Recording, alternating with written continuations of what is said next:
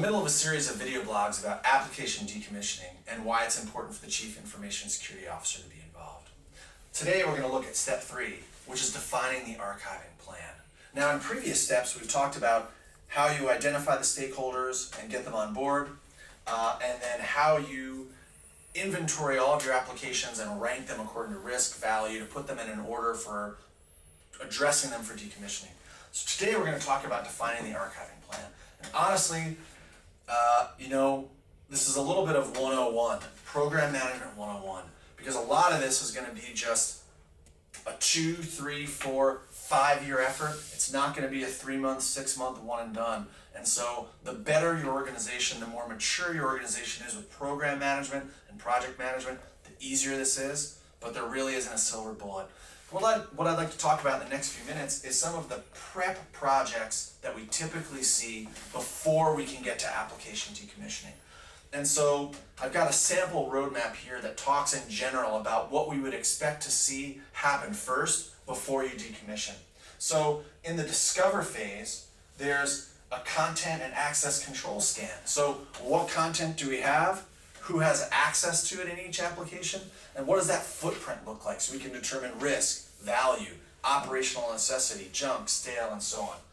After that, we can start to build our data map. So if these are the applications that we have, or the data that we have, what applications do they fit into, or are they managed in? After that, we can do our application inventory. Given that this is our data and the applications it's in, flip it on its head. What are the applications we have and what data is in them? And from there, you can use that as the foundation for making sure that we're aligned and all the authority for decommissioning this application versus that one are in place because we know who owns it, what's in it, the implications, and so on.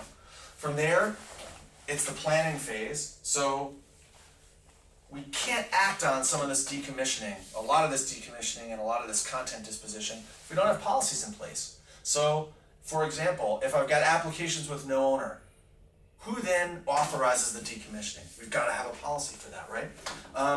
We need a step-by-step playbook that's going to explain how we decommission applications and handle the content in them in a way that's legally defensible. Because if we don't, 5, 10 years from now, when there's a lawsuit that relates to how we manage information and opposing counsel gets wind that we just decommission applications without a plan, willy-nilly, without documentation, that's going to be a mess. And we've got to have the ability for legal to be deposed and speak intelligently about the work that we've done 5, 10 years ago around our data and our applications.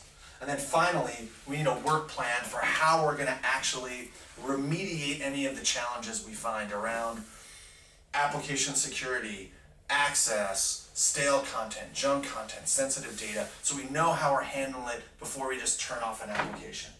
And then from there, we go to the remediation, which includes everything from security and access, purging content, cleaning content, archiving content, to finally decommissioning applications. And as you'll see on the roadmap, the first things that I talked about before remediation take probably 6 months-ish, the average organization.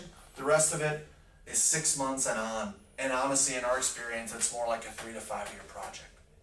Okay, so that's a good overview of defining the archiving plan. Thank you for watching the video, and we look forward to seeing you in the next step.